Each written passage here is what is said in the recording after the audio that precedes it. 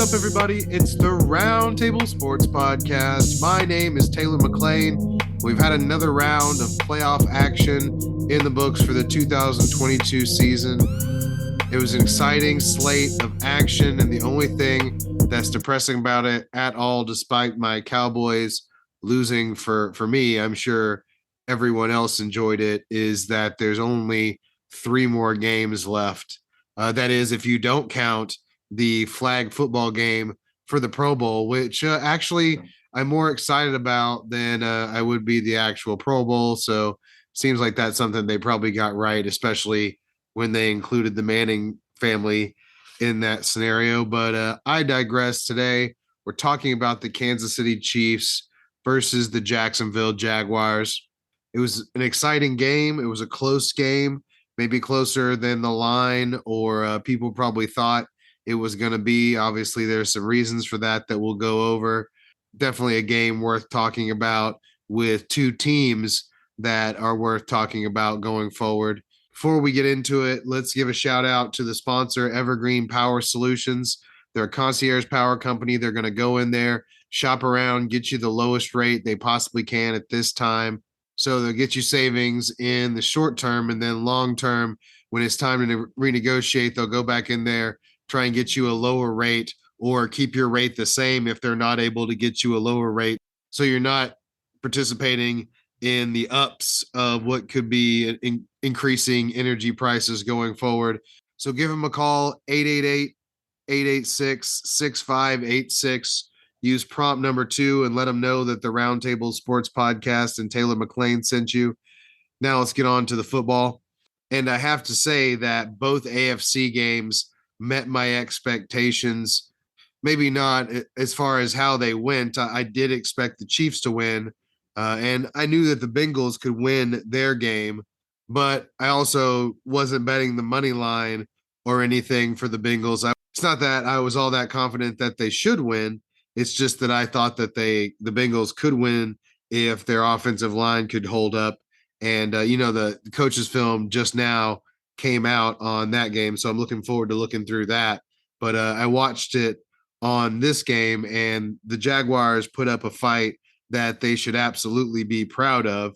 And if some things go their way versus not bouncing their way, then they could absolutely be in the next game playing the Bengals. So the Jaguars should be proud, and the Chiefs should also be proud, obviously, for getting the win, but also gutting out the Patrick Mahomes injury and being able to overcome that and still win the game against what is a game opponent that has a solid head on its shoulder, both from a quarterback and a head coach standpoint. When Patrick and the Chiefs came out, they looked like they were primed for a really big day.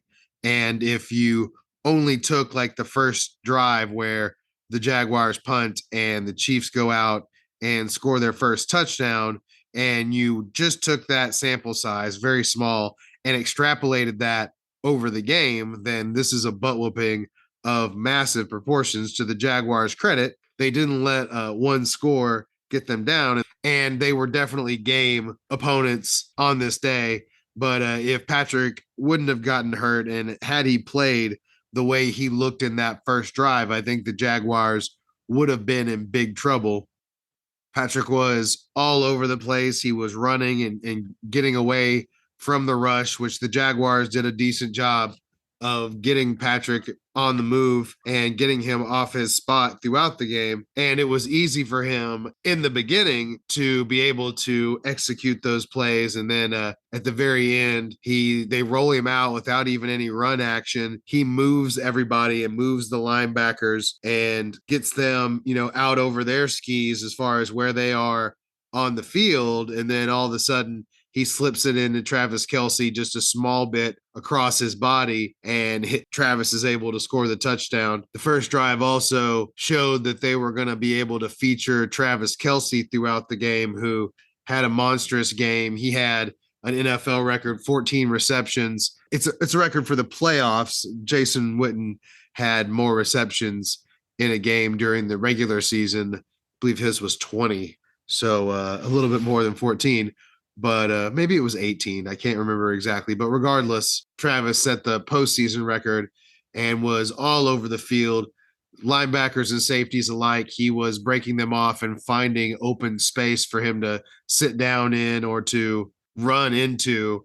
And Travis and Chad Henne alike peppered him with targets, and he produced in a big way and was a big part of what separation the Chiefs could create against the Jacksonville Jaguars, who aren't a great secondary necessarily. Like, I think the Bengals probably have a better secondary overall, or maybe just a better secondary plan. I think the safeties are definitely better, but regardless, Jacksonville has put a lot of things together, and I think have found some contributors in their safety, in their secondary going forward, Campbell especially. But at the same time, I would have liked to have seen the Chiefs be able to create more on the outside than they were able to today. Granted, they didn't have to necessarily as much because they had Kelce working the linebacker in the second level so well, because they had Travis Kelce working the linebackers in the second level so well. But it would have been more encouraging to see more of the wide receivers and everything get loose and get more plays, even though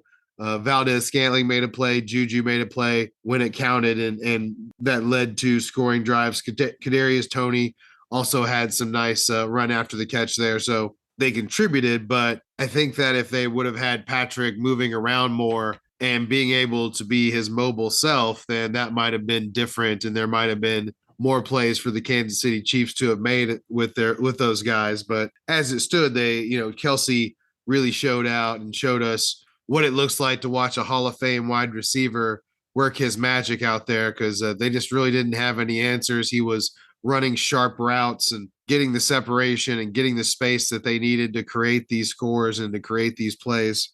And of course, I keep talking about Patrick on that second drive. He gets rolled up on, which didn't feel like a dirty play in the moment, nor did it look that way when I watched the film either. It was just an unfortunate play, and it goes to protecting your quarterback and not letting him get hit, and what a premium there is on that.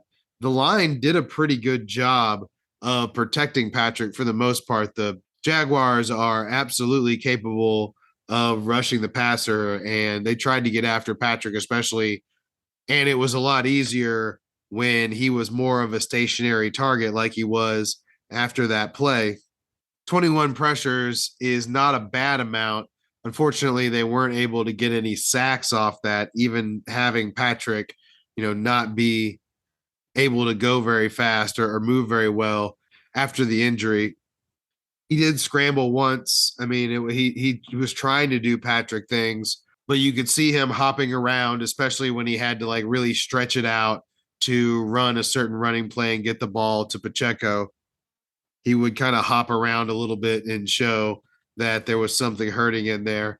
They've called it a high ankle sprain, and I haven't, checked out his ankle or the reports or anything, so I can refute them. It wouldn't surprise me if it was a little bit more than that, or if there was something wrong with the situation in there. We'll probably won't know, because it's pretty easy just to kind of push it all together with the high ankle sprain, and it doesn't really do them a whole lot of good to elaborate on it exactly. We think he's going to play. We don't think he's going to be 100%. They don't really have to say much more than that. But it didn't look good the way he was moving, even though he was still able to do Patrick things. It allowed the pass rush to kind of know where he was going to be and tee off a little bit more. But to the Chiefs' credit, they also played within themselves during that time and didn't try to get too cute. They continued to work Travis Kelce. They continued to get the ball out of Patrick's hands pretty quickly and also run the ball. I have to give Isaiah Pacheco a lot of credit for the way he looks out there and the way he's run the ball this season. It's not perfect, and I think there's still some upside as far as him choosing holes and as far as the way that he fits into the offense and knows the offense, and just overall there's room for growth here. But I love how hard and how fast he runs with the ball, and it was never more apparent than on the Chad Henne drive. After Patrick gets rolled up on, he tries to play for a little bit, and then they bring in Chad Henne, after Walker Little gives up a sack and then gives up the tripping. That forces the Jaguars to punt and get the ball down to the 2-yard line, and you've brought in Chad Henne, and it's a big time situation. You've got the score to 10-7 after they're able to get the field goal off the Patrick drive.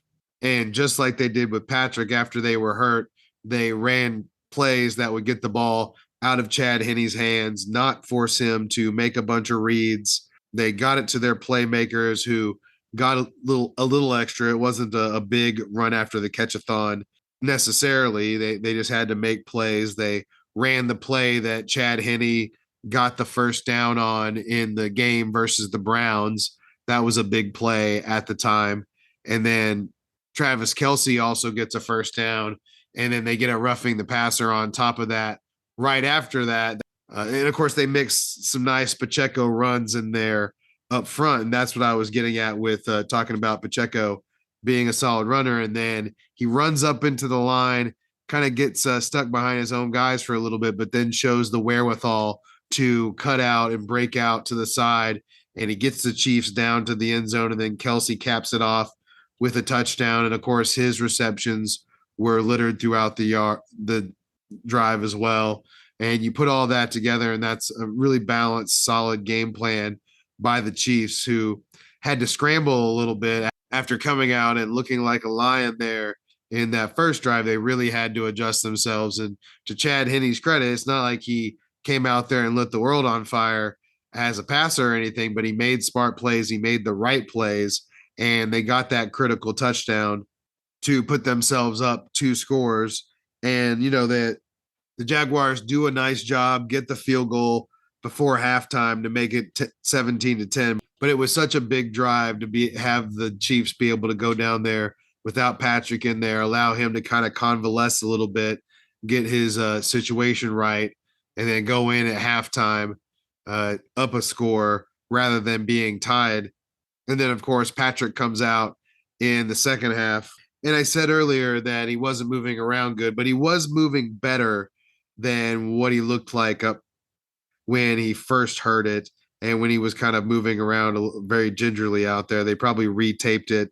They haven't really said anything about, did he take anything at halftime, but he definitely looked to be moving better at that point. I thought that Patrick at this point did a pretty good job of kind of keeping himself out of the fray. The Jaguars were able to keep things close and had a nice drive, had the big play to Zay Jones, got the touchdown with ETN, well-called drive. They kind of finally looked like themselves. But that was kind of a theme throughout as well, that the Kansas City defense was doing a good job getting pressure on Trevor throughout this game.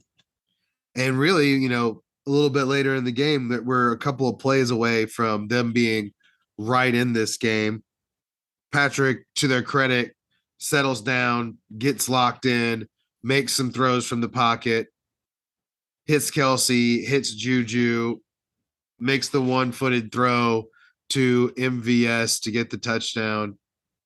And then if the Jaguars after that were able to, keep the Agnew fumble, or maybe Trevor doesn't throw that interception, then they could have been in it. Once those things had happened, then they were playing against too much time, even with the field goal. There just wasn't enough time at that point once they kind of squandered those 2 possessions. I don't put a ton of faults. Agnew did make the bad play. He didn't get hit all that hard. And then Trevor on his interception, Justin Reed got right in his face immediately. And Trevor did just kind of throw it up. That much is true. But still, Jalen Watson had to make a one-handed interception to put this game away, essentially, even though, Jaguars still had some time. Once that had happened, as I said, the time was just against them, and there wasn't probably going to be a way for them to get that done. To the Chiefs' credit, they did, and get a first down and everything to press things, but it was a little too late. And of course, if you're a Chiefs fan, you're excited to get the win. Maybe you're just relieved to get the win. You probably expected it, but had to sweat it out a little bit more than what you would have expected to with the Patrick injury. I have to say that the injury is not good for the situation going forward, obviously, but you have to be encouraged with how nearly all of the peripheral pieces from the offensive line, Pacheco and McKinnon, maybe you're a little underwhelmed with the wide receivers, but they still made plays when they needed to. And that I think that was more of a function of, Patrick being hurt and not being able to create that time downfield to really make the big plays with them. They still made plays when they had to. So you have to be excited about everything that's going around Patrick. And that probably gives you a little bit more of an ability to get by this than, but you still have to be a little pessimistic that if Patrick's not working at his full powers, then the Bengals are going to be a big problem when they beat Kansas City so much recently. With the game on Saturday, obviously Patrick gets the most amount of time possible to rest the injury.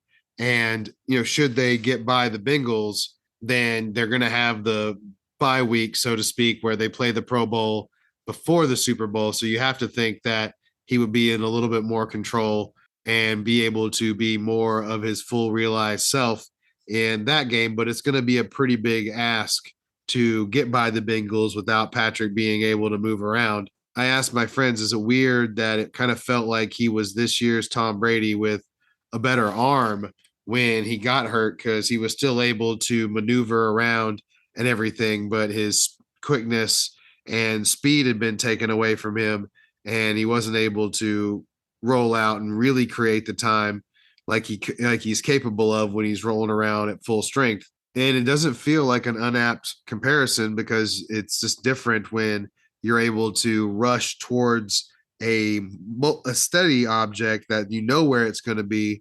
They call it a statue. Patrick's not a statue back there, but like Drew Bledsoe got played out of the league because they knew where he was going to be and they could rush towards that point. When you have one of those guys that are hyper mobile, then you have to be kind of rushing your lanes when you do that. So the offense gets additional time. They're not going to have to do that with Patrick in the upcoming game, possibly, with there only being a week of recovery. I got to think he's going to look better, but he's also going to be prone to re-injure it if he was to get a hit. And that definitely gives me some pause for their chances going forward. But I think they'll have a chance. I think this evens the odds a little bit. And actually, at this time, when I'm recording this on Monday night, the odds have actually finally shifted to the Bengals being favored despite being on the road. But while you're a little let down that you're going to have to play through that, I absolutely think you have the ability to play through that. The defense was playing well. Your front seven's looking nice, and it's at full strength. Chris Jones, Frank Clark had a nice sack. Bolton is all over the field. Noddy split a double team. They tried to double team him. He just anchored through and got a nice sack. There was a bunch of big plays there. They've got McDuffie back. They've got Reed back. He got the big pressure to get the interception, even though he didn't have the best of games. So I think you have a nice chance here, especially if Snead and Watson are going to play the way they did on the outside too. Watson had the beautiful one-handed interception. And while Trevor underthrew that ball, no doubt about it, it still took an immaculate play to get that done. And that's part of what allowed Kansas City to drain that remaining clock off and get this win. The Bengals are going to be tough, no doubt about it. And they just handled the Bills, which I can't wait to watch that. The coach's film is out on that, so I'll be doing that tomorrow first thing. So look forward to that part. But and of course, we'll all be looking forward to this Bengals Chiefs game. On the Jaguars side, I know you're disappointed, but it really does feel like you were playing with house money to have gotten to this point. Trevor Lawrence said, "We set a new standard and we're not going to settle for anything less. Obviously, there's more out there for us, and we're just excited to get that opportunity again." That's what you want to hear from your quarterback. And I think we saw flashes of what Trevor can be fully realized in this postseason, in this season.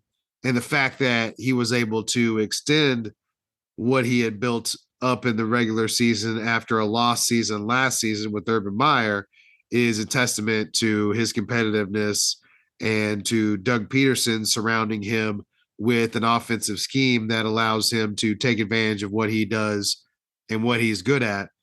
I would have liked to have seen Trevor run more.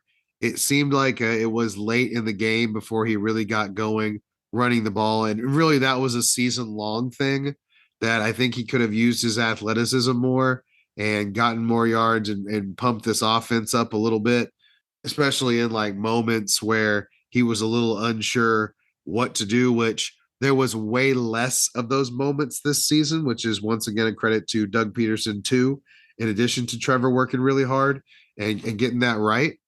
And if they can continue to build up the roster, because they were missing Cam Robinson, that was a problem. Walker Little was better than I expected, but still not very good. So that was a problem throughout the rest of the season once Cam went down.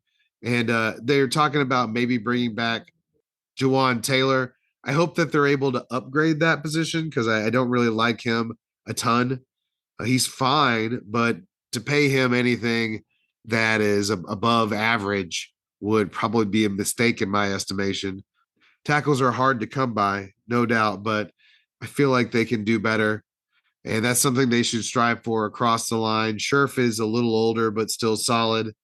And I like Cam Robinson. If he's able to come back to where he was coming off the injury, then I think they should be fine at the number that they're paying him at this point. He's not super duper top end, but they missed him at this point. Marvin Jones is basically out the door and they needed to replace his snaps anyway. He's okay, but he's on the backside and not worth what they were paying him. And they're going to send that money directly to Calvin Ridley, who is going to come in off the suspension.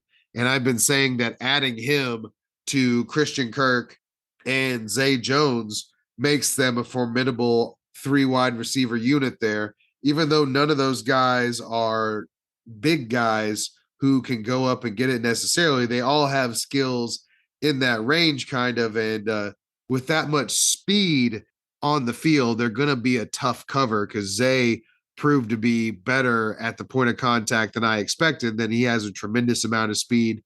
Having him be your third guy would be a big development for the offense. Of course, Christian Kirk actually played up to his contract from what we saw wide receiver contracts go over the top of his a little bit with AJ Green and Devontae and Tyreek. That looks a little bit more reasonable now that we've seen those contracts. It's a little bit of an overpay, but oh well. That's only because of his size doesn't allow him to win every matchup. So he's not like a true number one.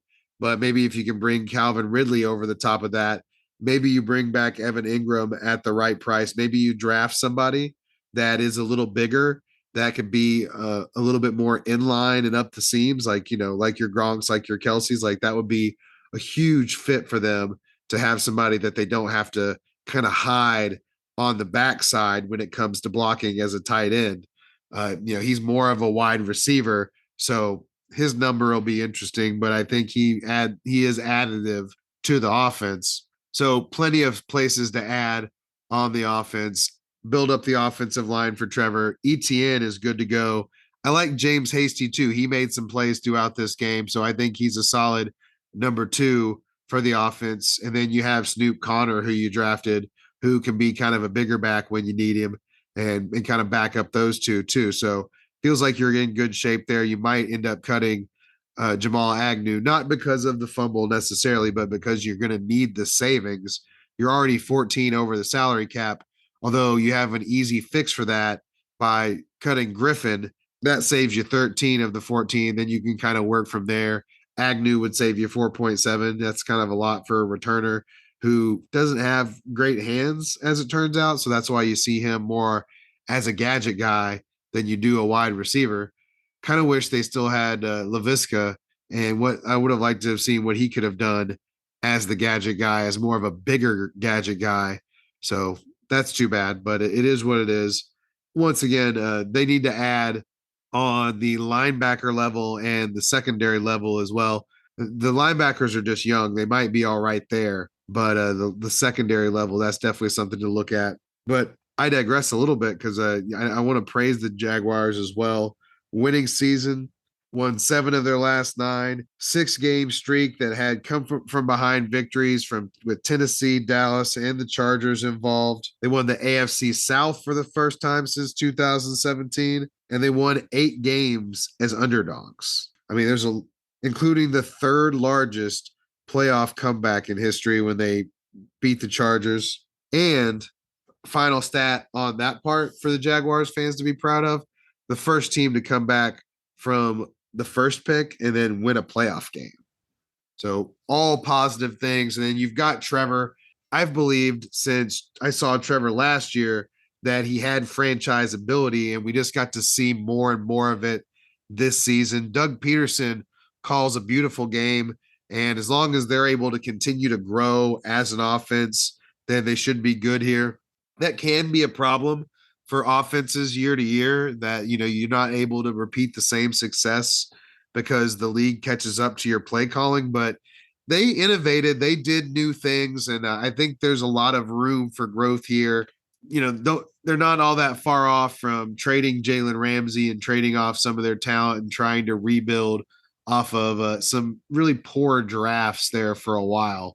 So the fact that they were able to get to this point, coming off 2 number 1 overall, 2 worst team in the league seasons in a row, that's impressive stuff. And it's big time due to the team overall coming together and ETN, and it's adding a whole bunch of things in a whole bunch of ways, but it's also because Doug Peterson and Trevor work really well together. There's a lot more easy throws in this offense. There's a lot of things they can still unlock as a tandem. And I think you have to be excited if you're a Jaguars fans about the future. And now it'll be on this organization to draft better and to put guys around Trevor to give him an opportunity to succeed. And I believe they've done just that so far, but they've got to keep doing it. They've got to keep drafting. It's all about progressing and moving forward, because as soon as you start standing still, that's when you don't beat the Chargers or you don't have the ball bounce your way, and then you move backwards, and then your quarterback is upset, and it all kind of can snowball on itself. So this is a nice jumping off point for Trevor and for the team going forward. But I have higher expectations for Trevor if he wants to be the elite of the elite. If he wants to be Patrick Mahomes, if he wants to be Joey B, then he's got to build on this. He's got to continue to bank the experience of seeing these different things and being able to be better the next time he sees it and make the tight throws and throw guys open and looking guys off, and just all the things you're able to do as you get more comfortable out there. He's got to continue to advance those skills and become a higher level of Jedi. It's not like, you set in as a Jedi, right? And then you're all the way, you're doing everything right up front. No, you study, you learn, you get out there with your teammates, you get their chemistry with Calvin Ridley, get stronger, you get in the lab, you watch the film, you work on stuff with the offensive coordinator, you try and innovate, you watch film on other guys to try and emulate their game. Trevor has that like Tom Brady, Patrick Mahomes level like ceiling. He's got that. He just has to advance more because he's not there from a mental aspect yet. But when you see some of the throws that he makes throughout the Chargers game, throughout this game, there's some big boy throws in there. He's got plenty of arm strength to make all of them, and he just has to work on the decision-making portion of it, which advanced light years from where it was last season when everything was hard and everything was working against him. Now he finally got some stuff working in his favor, and we saw what we saw this season. And now the expectations that Trevor has for himself and that we have for him have been raised, because, I mean, he's one of 5 guys that I would want to have going forward. It's Patrick, it's Joe, it's Josh Allen, it's Justin Herbert, and it's Trevor Lawrence. And honestly, instinctually, I think that Trevor is better than Justin Herbert. I think that Justin might have just a little bit better physicality, like he's a little bit bigger and maybe he has a little bit better arm. But Trevor showed us some things this season that it's not a given that it's always going to be that way. And Trevor has, just as much physical upside when you calculate in that he's a little bit faster than Justin. He's just not as substantial. He's a little skinnier, but they both have the height. They both have the gun, and it's just the sky's the limit for both of them. And I would trade Dak and 3 first-round picks for any of one of those 5 guys to try and give myself a chance going forward if I'm the Cowboys. That's kind of my line for eliteness. I wouldn't do that for Tom Brady just for one more shot with his, late last season, but he's of that ilk as well. That elite guys. And there's a big chasm between them and the second level. And then there's a big chasm between the second level and then Kirk Cousins and the rest of them. So Trevor has that kind of upside. Now it's just on him to build on it. And I'm excited to see what he can do going forward. If you've gotten to this point and haven't done so, download the podcast. Let me know that you're here and listening. Like and subscribe. If you're on YouTube and listening, that certainly helps me out a lot. And I'm going to be going strong this season and next season. Got to 1 million views on YouTube this year. Got about 1.5 on the other platforms. So we're certainly feeling strong, and I appreciate your support. Definitely look for more videos this week and throughout the off season. We're going to be going into everything as we get the information from free agency and all that. But also we're going to finish up strong with these last couple of weeks and look at some games intently like we did today. So look forward to that, and have a great rest of your day.